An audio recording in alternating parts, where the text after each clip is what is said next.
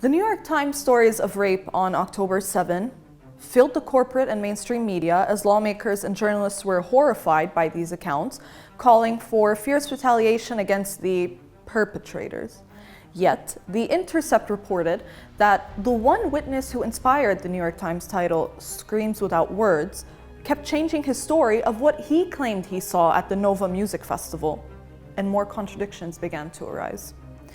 Apparently, it should have been called Lies Without Eyes. He kept saying in every single outlet, every different one, that he actually chose not to look. And then in another one, he said that he hid in a bush with a bunch of people, but when those people were contacted, they denied any account of rape. Not only are the New York Times sources unnamed officials who claim to have evidence, but don't offer tangible proof, their inspirational witness kept changing lanes, and the one key victim was proven by the kibbutz's own spokesperson and her family to have never had a finger laid on her that day.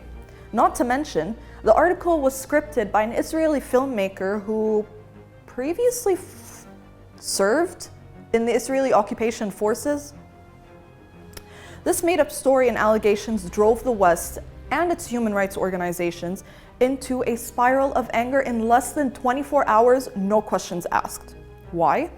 Because they can't find any other way to justify the genocide in Gaza by Israel, so they chose to go the easy way out, spreading horrific misinformation as a tactic of war, while feeding on propaganda to mold reality, make it fit into their frame, and serve their political agenda.